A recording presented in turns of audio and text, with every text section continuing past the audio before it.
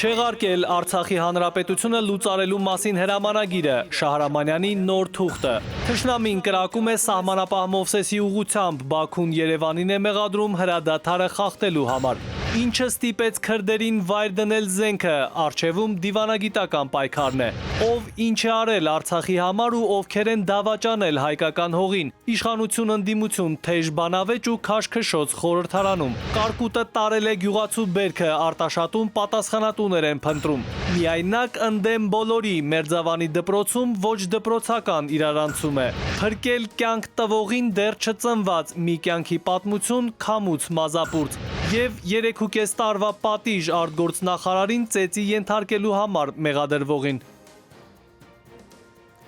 Բարի երեկո, արգելի հեռուստադիտող, օրվա գլխավոր ժամն է կարևորի մասին, ես Հայկ Նավասարյանն եմ։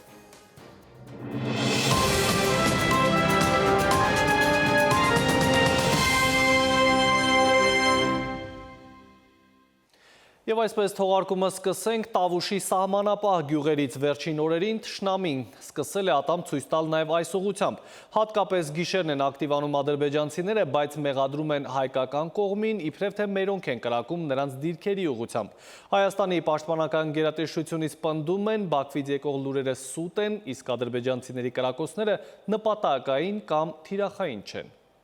Սկզբում Սյունիքի խնածախն էր, անցած եւ այս ամսվա ընթացքում գրեթե ամեն օր ադրբեջանական զինված ուժերից կրակահերթեր են արձակվում հայկական գյուղի ուղղությամբ։ Ժամը լրատվական եզրույցում խնածախի ղեկավարն էլ հաստատեց, որ այո, կրակել է, նույնիսկ վնասված տներ կան, գյուղացիների գույքն էլ վնասված է։ Ադրբեջանական դիրքերին ամենամոտը գտնվող խնածախցիները գրեթե ամեն գիշեր են լսում կրակոցների ձայներ։ Ադրբեջանական զինուժը անկանոն կրակում է։ Կրակոցի ձայներ լսվել են 3 գիշերը։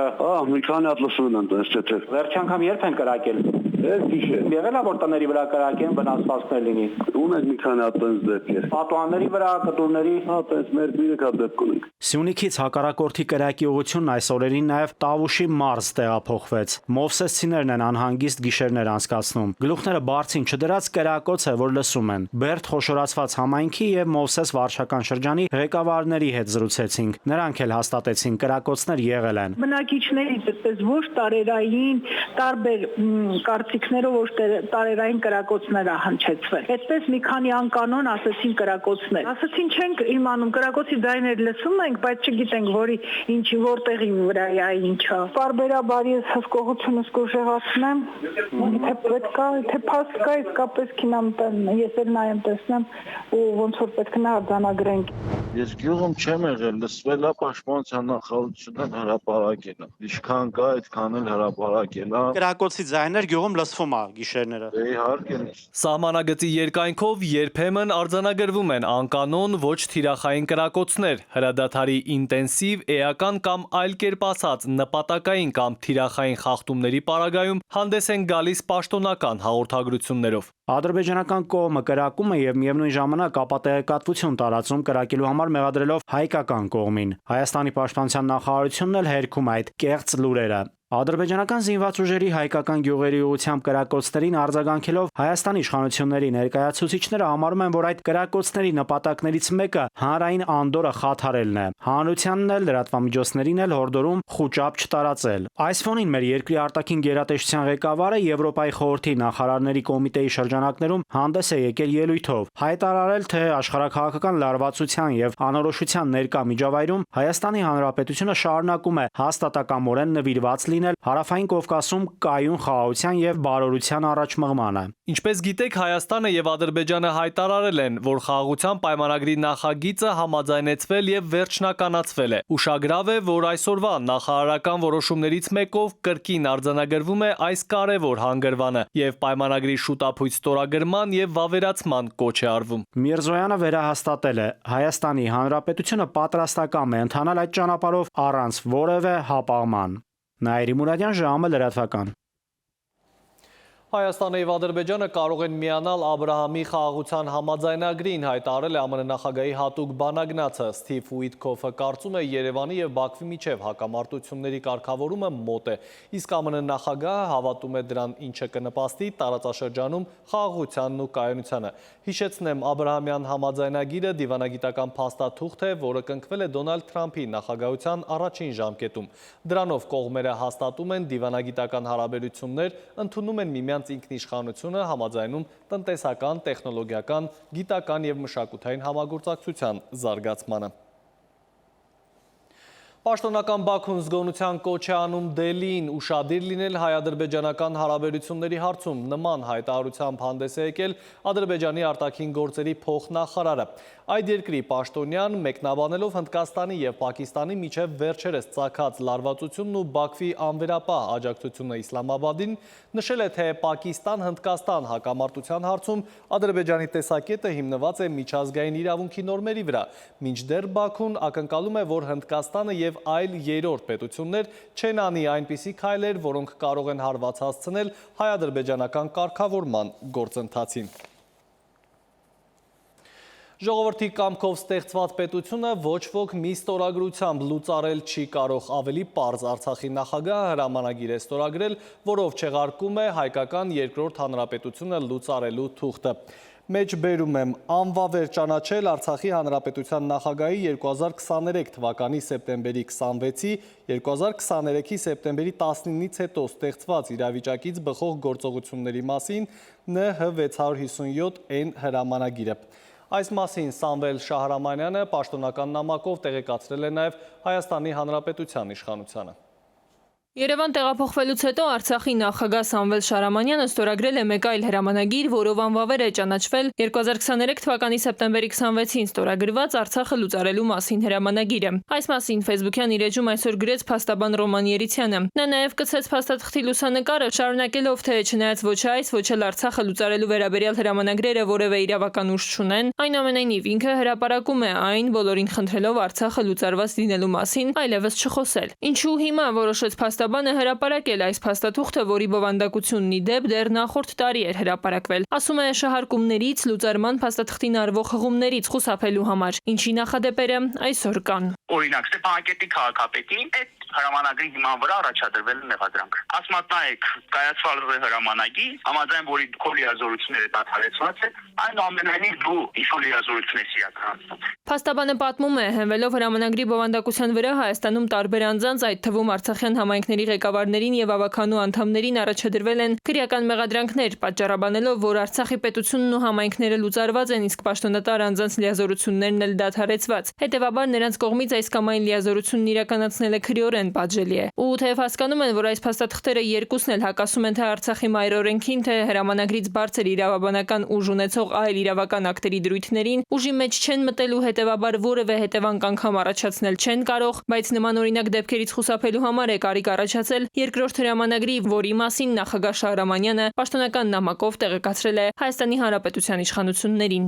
Հաշվի առնելով միջազգային հարթակներում Հայաստանի Հանրապետության իշխանության ներկայացուցիչների կողմից Արցախը լուծարված լինելու վերաբերյալ եզրույթն օգտագործել եւ այդ հրամանագրին հղում կատարելը, Արցախի Հանրապետության նախագահը ստիպված եղավ այդ նույն հարթակում հայացնել հրաման, դեպքին որևէ իրավաբանական ուժ չունեցող, որով չեղյալ է համարել իր իսկ կողմից կայացված Արցախը լուծարելու վերաբերյալ հրամանագիրը։ Նախ երկրորդ հրամանագիրը կայացվել է առաջին հրամանագրի հետագա շահարկումներից խուսափելու նպատակով, այսինքն որպեսզի հենց այդ շահարկումները չլինեն։ Հիմա դուք եք օրինակ հասկանում եք, որ այդ հրամանագիրը ուժ ունի, բայց այնուամենայնիվ հանրության որոշ շրջանակներ չեն էլ հասկանում անգամ, որ այդ հրամանագիրը չունի իրավաբանական ուժ։ Միայն Արցախի տարածքային կորստով Արցախի էջը փակված մի համար է, ամփոփում է արցախցի փաստաբանը։ Ասում է, Ադրբեջանը մոտ 30 տարի Շուշիի, Աղդամի եւ այլ համայնքների ղեկավարներ է ունեցել։ Տիգրան Ուիկուրգինյան, ժամը լրատվական։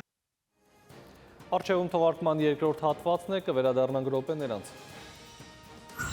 Ինչը ստիպեց քրդերին վայր դնել զենքը, առջևում դիվանագիտական պայքարն է։ Ով ինչ է արել Արցախի համար ու ովքեր են դավաճանել հայկական հողին։ Իշխանություն ընդդիմություն, թեժ բանավեճ ու քաշքշոց խորհրդարանում։ Կարկուտը տարել է գյուղացու բերքը, Արտաշատում պատասխանատուներ են փնտրում։ Միայնակ ընդդեմ բոլորի, Մերձավանի դպրոցում ոչ դպրոցական իրարանցում է։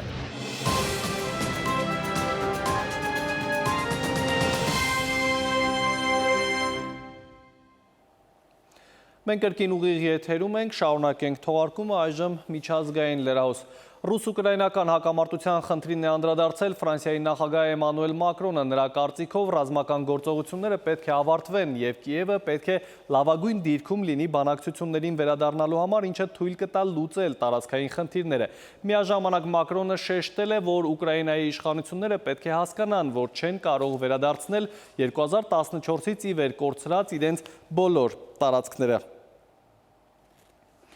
Նախագահ Էմանուել Մակրոնը նաև հայտարարել է, որ եթե Ուկրաինան չի միանում ՆԱՏՕ-ին, ապա անվտանգության լրացուցիչ ապահովման նպատակով Փարիզը պատրաստ է միջազգային խաղաղապահ ուժեր տեղակայել ճակատային գծից հեռու։ Մակրոնի խոսքով Փարիզը կշարունակի Կիևին աջակցությունը անգամ Ռուսաստանի հետ խաղաղության պայմանագիր կնքելուց հետո։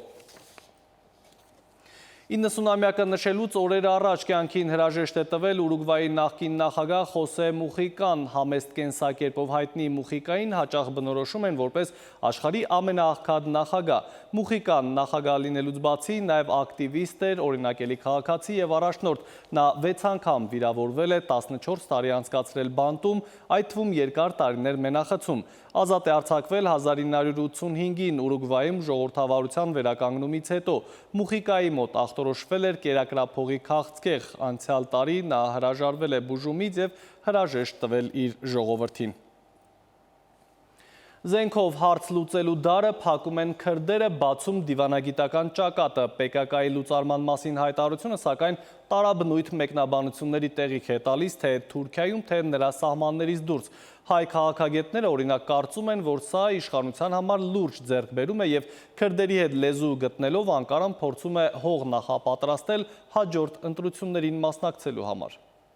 Հարևան Թուրքիայում կարծում են քրդական բանվորական կուսակցության ինքնալուծարումը երկրի պատմության նոր էջն է, բայց երաշխիքները պահանջում երկրի նախագահ Ռեջեփ Թայիփ Էրդողանը ուժայիններից, որ քրդերը հանկարծ չփորձեն խուսափել Հյուսիսային Իրաքի լեռներում կուսակցության 12-րդ արդահերթ համագումարի ժամանակ ընդունած որոշումների կատարումից։ Մեր անվտանգության ուժերն ու մյուս կառույցները պետք է ուշ-ուշով հետևեն այս գործընթացին, որպեսզի դրա ժամանակ որևէ անցանկալի միջադեպ տեղի չունենա, իսկ խոստումները, որոնք հնչել են, կատարվեն։ Պատմական իրադարձություն է անշուշտ, ասում է թուրքագետը, պատճառները բազմաթիվ են աշխարհաքաղաքականից մինչև ֆինանսական, բայց ավարտված է քրդական պայքարը, զինվածը միայն մեկնաբանում են քուրդ գործիչները։ Քուրդ գործիչները Թուրքիայում դեմ կուսակցության մաս են կազմում, որը խորհրդարանում ներկայացված է։ Նրանք էլ են ողջունել այս գործընթացը։ Եվ հիմա սա նշանակում է կամ նրանց կողմից ներկայացնում է ոչ թե քրդերի պայքարի ավարտ, այլ զինված պայքարի ավարտ։ Հետաքրքրական է, որ թուրք հասարակությունն ու տարբեր գործիչներ խիստ տարբեր են մեկնաբանում կատարվածը։ 1970-ականների վերջին ստեղծված եւ 1984-ից թուրքական պետության դեմ զինված պայքար մղող քրդական բանվորական կուսակցության լուծարումից հետո,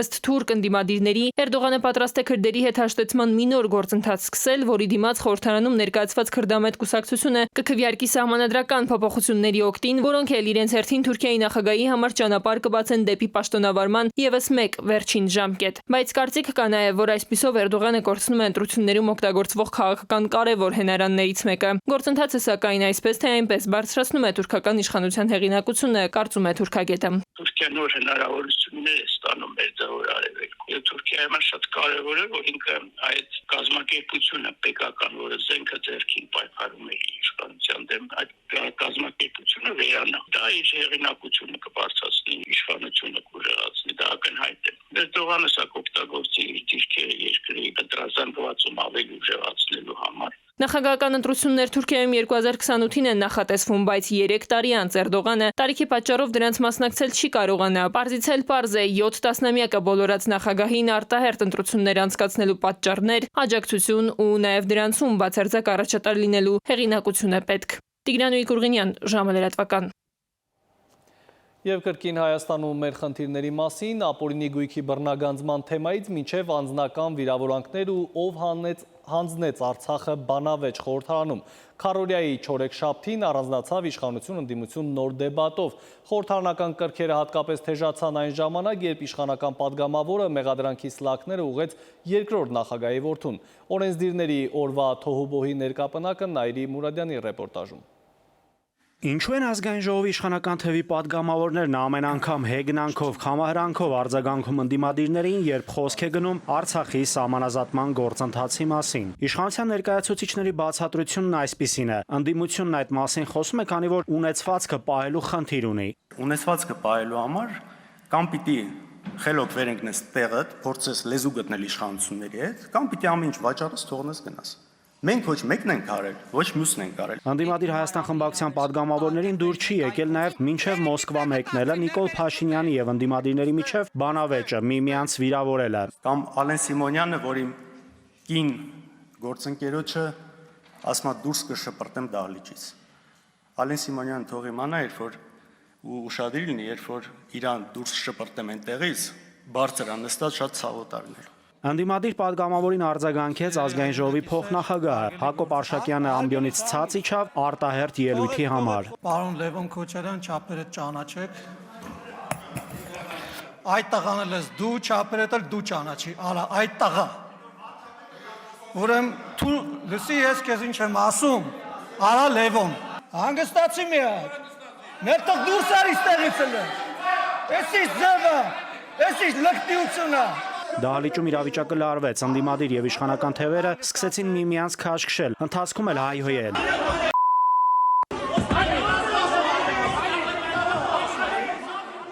Ամբիոնի մոտ գտնվող Արշակյանին չէր հաջողվում падգամավորներին հանդարտեցնել։ Հայաստան խմբակցության падգամավորը հեռացավ նիստերի դահլիճից։ Հետո խորհրդարանը շարունակեց քննարկել օրակարգային հարցերը։ Լրատվամիջոցները փորձեցին մեկնաբանություն ստանալ Հայաստան խմբակցության падգամավորներից, թե ինչու կրքերն այդքան թեժացան նիստերի դահլիճում։ Խմբակցությունից Գեհան Մանուկյանն արձագանքեց, թե իշխանություններն իրենց այդպես են պահում, քանի որ կոռուպցիայի մեջ են թաթախված եւ հողը նրանց ոտքերի տակից փախչում է։ ՔՊԱ-ական падգամավորները հակադարձեցին, ազգային ժողովը ոչ թե ընկերական հավաք է, այլ քաղաքական պայքարի դահլիճ։ Ինչի համար ներողություն խնդրեմ, կներեք, էլի հասկանամ, ուզուտ հասկանամ, ինչի համար ներողություն խնդրեմ, որ վիճել ենք ազգային ժողովի դահլիճում, բայց դահլիճը նաև վեճերի համար է։ Այստեղ կարող է լինել վեճ, հիմնականում խոսափողներից եւ ուրեմն նախատեսված ելույթի ժամերին։ Խորհրդանում տեղի ունեցած միջադեպին գնահատական տվեց նաև Հայաստանի մարդու իրավունքների պաշտպանը, հայտարարելով, թե տեղի ունեցածը խորհրդարանական երկրին հարիր վարքագիծ չէ։ Ինձ համար շատ ցավալի է, որ մենք պարլամենտում կարող ենք ունենալ նման միջադեպեր։ Օմբուդսմենը հորդորում է անել ամեն ինչ այսպիսի երևույթներից խուսափելու համար։ Նաիրի Մուրադյան, ժամը լրատվական։ Այլ թեմաներ ամբողջ տարվա ընթացքում գյուղացու քրտինքով մշակածը մի քանի րոպեում քշել տարել է հորդարատ անձրևն ու կարկուտը։ Արարատյան դաշտի գյուղերում սիրտ չունեն հաշվելու վնասները, քաղցրաշենում քաղցր բերքի մասին արդեն անցյալով են խոսում։ Ապագայում կհատուցեն, թե ոչ չգիտեն։ Իմ գործընկեր Էդուարդ Պողոսյանը քիչ առաջ է վերադարձել բնական աղետից տուժած գյուղերից։ Քաղցրաշենի Սելավն է հիդրոթերապևտաբանության կենտրոնի փոխտնօրենն ապշած է 20 տարի ոլորտում է Արարատի մարզում այսպիսի բան չի տեսել։ Գյուղ այսօր էլ դժվարությամբ ենք հասնում, բայց տեղացիները հեռուստաընկերության տարբերանշանը տեսնում են թե չէ, միանգամից առաջարկում են իրենց այգի կամ դաշտ գնալ, տեսնել ու նկարել։ Քաղցրաշենում ոչ քաղցր է մնացել, ոչ էլ կծու։ Հիմնական էս լրիվ իշկաչկա քշետարել է։ Գյուղաբնակները դեռևս չեն հաշվարկել ինչքան վնաս են կրել։ Սիրտ չկա, շատերի համար ապրուստի միակ միջոցն էր բոստանը։ Վնասը հիմնական մասնավոր մարդկանց հատես, մեկի հայատնա մտեղվի, մեկի այդ հատվածը, որ ասենք բնակելի է, բան։ Էկոնոմիկայի նախարարությունից էլ ժամին փոխանցում են, իրավիճակին ծանոթ են, արդեն աշխատանքային խմբեր են ստեղծել, վնասն են գնահատում, գյուղացուն մենակ չեն թողնի։ Նախարարության կողմից կմշակվի աջակցություն եւ արդեն մենք կհայտարարենք, թե ինչ ձևաչափով է դա լինելու։ Այս պահին չեմ կարող նշել, թե ինչ ձևաչափով կլինի գումարի փոխհատուցման, թե վարկերի որոշակի ժամանակահատվածով հետաձգման, պետք է տվյալները լինեն ամբողջական, որպեսզի կարողանանք դրա հիման վրա հասկանալ մեր հայրենակիցների կարիքներն ու ամփոփել արդյունքները։ Պետությունից այնուամենայնիվ մեծ սպասելիքներ չունեն ոչ քաղցրաշենում, ոչ էլ հարակից գյուղերում։ Մայիսյան առաջին կարկուտի ժամանակ էլ եկան, գույքագրեցին եւ հարցնում է այգեպան Գագիկ Պապը, ինչ եղավ, գոնե մինչեւ հիմա մի նորություն էլ չկա։ Էս եկեն այլ են 80% գրանցել են, որ կարկ դահված է, բայց էսքի 8%-ի երաշխիք չունեն, որ ոչ մի բան չեն տա։ Քաղցրաշենի հարակից Շահումյան գյուղում էլ հողը դեռ թաց է։ Տիկին Արմենուհին արդեն նույնիսկ ամպերի գույներն է տարբերում, հստակ գիտի որտեղ որ պահին է կարկուտը խփում։ Երեք միայն մի մարգ է հասցրել փրկել, որ դառատ պոպոքաչափ կարկուտին ոտաբոբիկ է վազել։ Ծախելու պիտանի չի արդեն։ Կարկուտը ծեծած տեղն էլի կծեծի, հիդրոթերապևտաբանականից տեղեկացնում են, դրան դեռ պետք է սպասել։ Էդուարդ Պողոսյան, Վահան Գուլոյան, ժամը լրատվական։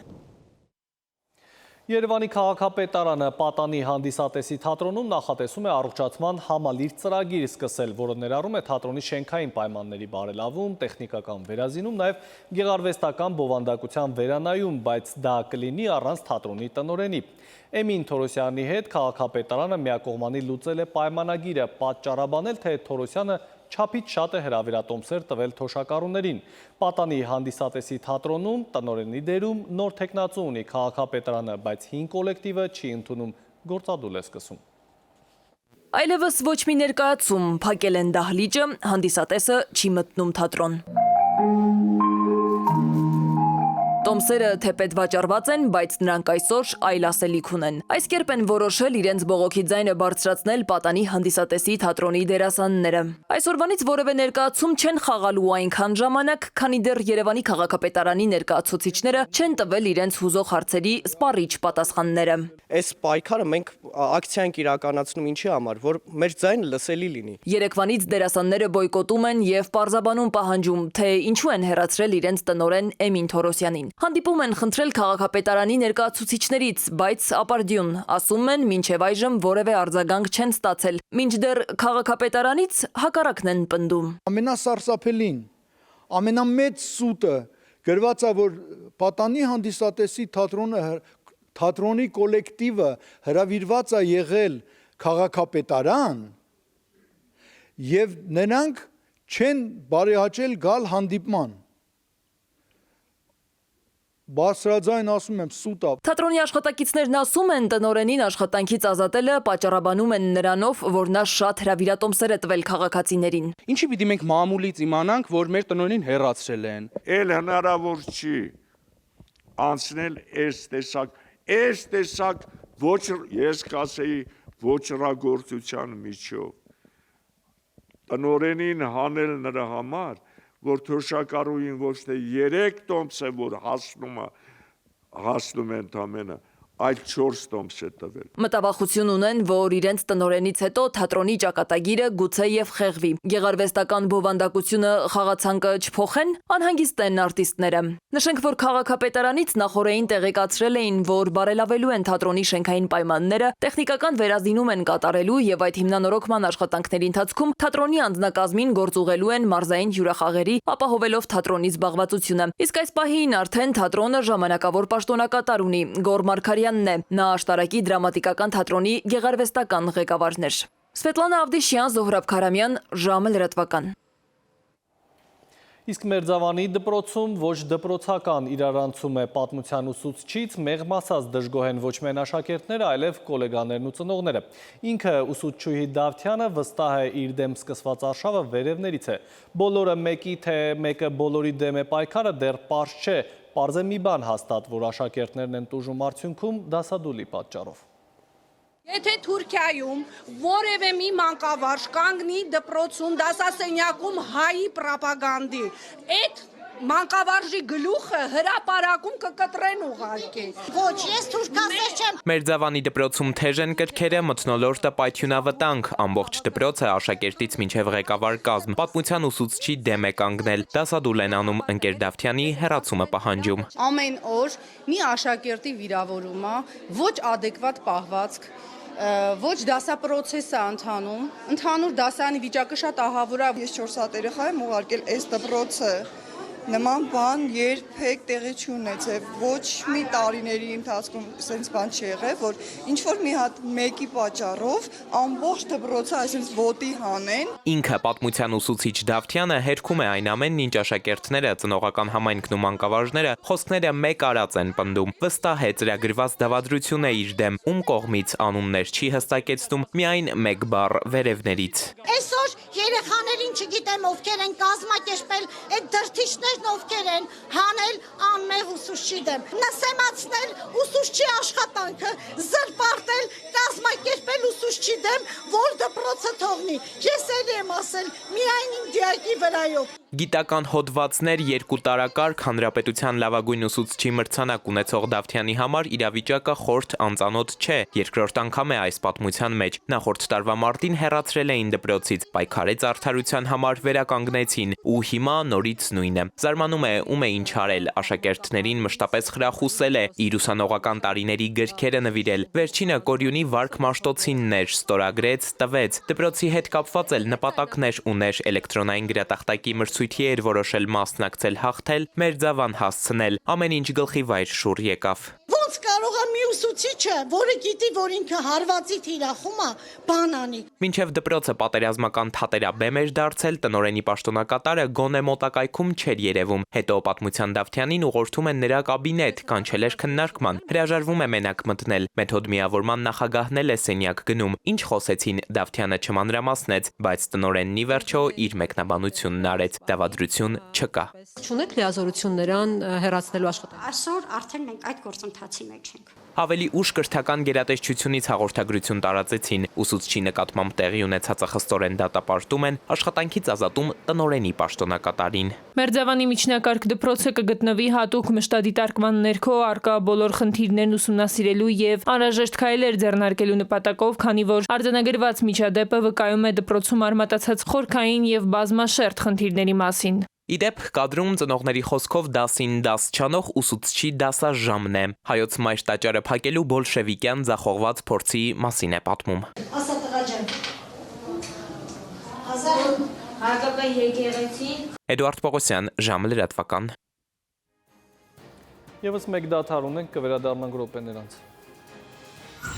Փրկել կյանք տվողին դեռ չծնված, մի կյանքի պատմություն, քամուց մազապուրտ եւ 3.5 տարվա պատիժ արտգործնախարարին ծեծի ենթարկելու համար մեղադրվողին։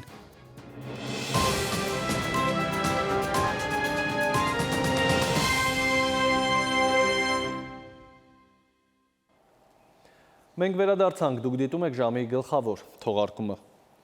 Անելանելի իրավիճակներում սովորաբար ծնողն է սեփական կյանքը վտանգում իր փոքրիկի համար։ Մայրական բնազդ է, բայց այս պատմության մեջ տեղի ունեցածը ճիշտ հակառակն էր։ Դեռ չծնված աղջնակը փրկեց մայրիկի կյանքը։ Ռուզաննայի աչքի առաջ օրեր առաջվա սարսափն է երջանիկ ավարտով։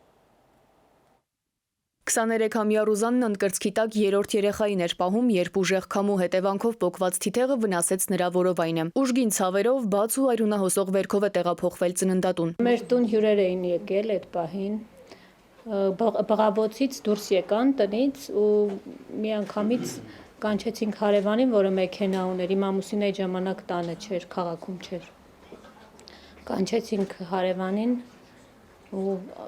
իր շնորհիվ, եթե մենք շտապօգնության դիմեինք, հաստատ ես չէի փրկվի։ Ուժեղ քամին նկատելով դուրս է եկել մանկահասակ երեխային տուն բերելու, բայց չի հասցրել։ Տանիքից հսկայական թիթեղը պոկվել ու հենց որովայնն է կտրել։ Ես ուղղակի մտածում էի, որ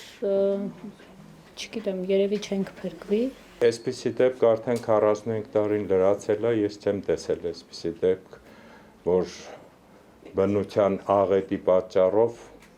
հղիգինը այդպիսի վնասվածք ստանա։ Հղիին հետազոտելուց հետո բժշկական կենտրոն մտնելուց ընդամենը 7 րոպե անց է սկսվել վիրահատությունը։ Կատարել են կեսարյան հատում։ Վերականգնել են պատրված արգանդը։ Երեխան ծնվել է 2450 գրամ քաշով, 48 սանտիմետր հասակով, ճակատի ձախ շրջանում 5 սանտիմետր երկարությամբ խորը վնասվածքով։ Հարվածը այնքան ուժեղ է եղել, որ նորածնի քունքի աջ ձախ քունքի վերևի շրջանում բավականին խորը վերքը պատրված կա եղել։ Մայրը փոքրիկին դեռ միայն լուսանկարներով է տեսել։ Վերքը կարելու համար նորածնին անմիջապես տեղափոխել են մեկ այլ բժշկական կենտրոն։ Մարինեն ընտանիքի առաջին աղջիկն է։ Մասնագետները համոզված են, կնոջ կյանքը փրկեց հղիությունը, դեռևս չծնված երեխան։ Սիլվի Մուրադյան, Վահան Գուլոյան, ժամը լրատվական։ Հայաստանի զարգացման տեխնոլոգիական մեկնարկը, որ տվրեց 2009-ին, 25-ին արդեն իր պտուղներն է տալիս հեռահաղորդակցության ոլորտի առաջատար Viva ընկերությունը մեր երկրում հյուրընկալել է գլոբալ հայ-թեքի մրցանակակիրներին։ Պետական մրցանակը ստանալու համար Ճապոնիայից Հայաստան է ժամանել 2024-ի դափնեկիրը։ Խթանելով գիտատեխնիկական առաջընթացն ու բարձրացնելով Հայաստանի դիրքը իբրև տեխնոլոգիական առաջատար երկիր, արդեն 15 տարի Vivan համաշխարհային ներդրման համար Global High-Tech պետական մրցանակի գլխավոր գործընկերն է։ Աջակցելով ինովացիոն նախագծերին, բարձրացնելով նորարարության տեմպերը մեր երկրում, այս տարիների ընթացքում հեռահաղորդակցության առաջատար օպերատորը մրցանակաբաշխությանը հատկացրել է ավելի քան 297 միլիոն դրամ, նպաստելով ոլորտի զարգացմանը։ Պետական մրցանակը ստանալու համար Ճապոնիայից Հայաստան է հրավիրվել մրցանակաբաշխության 2024 թվականի դափնեկիր դոկտոր Յոշիակի Հագիվարան։ Արդեն 15 տարի պատիվ ունենք Viva-ի այս դահլիճում ընդունելու Global High-Tech-ի դափնեկիրներին։ Սա ոչ թե ուղղակի մրցանակաբաշխություն է, այլև բարձր տեխնոլոգիաների ոլորտում ներդրված ահռելի փորձի ներկայացում։ Դափնեկիրներից յուրաքանչյուրի անցածուղին խելացի ապագա կառուցելու յուրօրինակ ուղեցույց է աշխարհի բոլոր երկրների համար։ Մենք ուզում ենք դարձնել Հայաստանը որպես տեխնոլոգիական հաբ, որպես տաղանդների հաբ։ Եվ այս ճանապարհը, որ մենք անցնում ենք, դա 1, 2, 3 տարվա ճանապարհ չէ։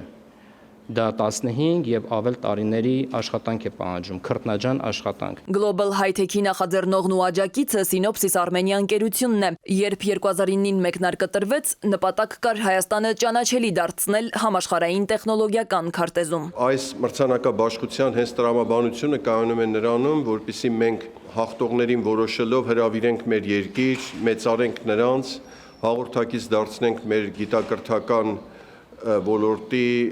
եւ տեխնոլոգիական ոլորտի մասնագետների հետ։ 27 տարեկանում ֆիզիկայի ոլորտում դոկտորի կոչում ստացած հետագա կյանքը գիտությանը նվիրած բարձր տեխնոլոգիաների ոլորտում արմատական փոփոխություններ կատարած Յոշիակի Հագիվարան նաև արհեստական բանականության գործընկերային համակարգի Locomtech լաբորատորիայի նախագահն է։ Անընդհատ սովորել է ինձ համար կենսակերպ է, լինի օտարլեզու թե մասնագիտական նորարարություն։ Այստեղ աշխատում են մարդիկ, ովքեր երազում են երկիրը բերել զարգացման նոր մակարդակի, որը իսկապես գնահատում եմ։ Խորհուրդս է ձգտել ավելիին ու երբեք չհանձնվել։ Global High-Tech-ի 15-րդ դափնեկիրը Հայաստանում կայցելի պետական տարբեր գերատեսչություններ, դասախոսություններ կունենա բուհերում ու կրթական կենտրոններում։ Վանաձորի Քով Smart կենտրոնում էլ Հագիվարան զեկույց կունենա Սիլիկոնային սարեր 2025 համաժողովում։ Սվետլանա Ավդիշյան, Վահան Գուլոյան, ժամը լրատվական։ 3.5 տարվա պատիժ արտգործնախարար Արարատ Միրզոյանին ծեծի ենթարկողին Արա Բադոյանը ճաղերի ետևում կլինի 1 տարի 11 ամիս ժամկետով։ Դատախազությունը պատրաստվում է վերաքննիչում բողոքարկել առաջին ատյանի դատարանի վճիռը, այս եւ օրվա այլ կարևորը մեկ տեսաշարում։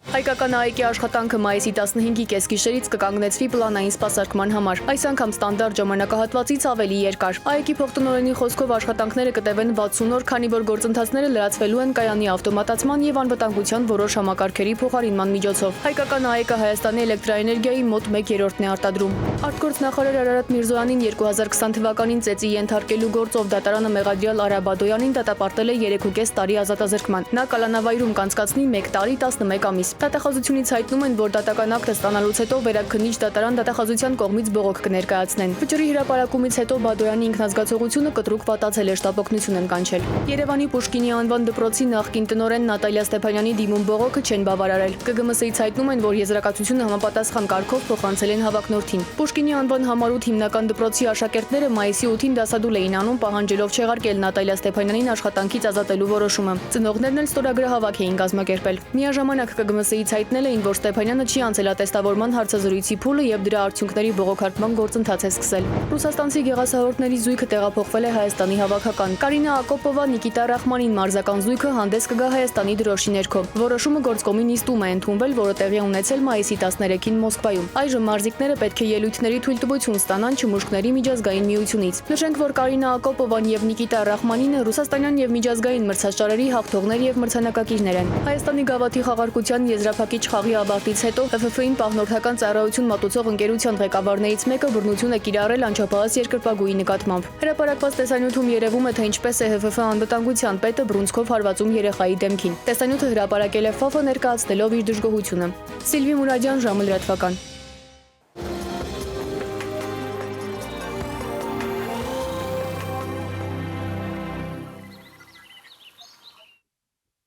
Եվ սպասվող եղանակի մասին մայիսի 15-ին հանրապետության առանձին վայրերում եւ Երևանում սպասվում են հորդառատ անձրևներ, կարկուտ, ամպրոպների ժամանակ քամուշ գնացում 18-ից 23 մետր վարկյան արագությամբ։ Եղանակի տեսության հովանավորն է Ֆերոսի ապրանքանիշը իր հուսալի, անվտանգ եւ գերխնայող գազի կաթսաներով, որոնք պաշտոնապես ներկայացված են էքստերիեր խանութների ցանցում։ Ֆերոսի եղանակ ստեղծող կաթսաներ։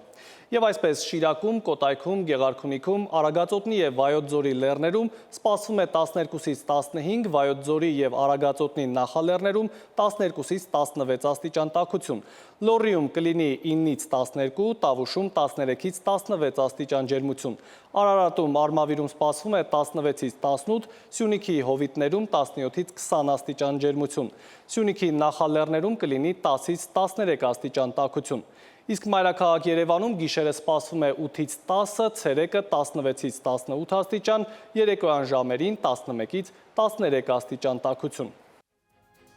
Հարգելի հեռուստադիտող, այսքանով ավարտված է ժամի գլխավոր թողարկումը, խաղաղ գիշեր եմ մաղթում։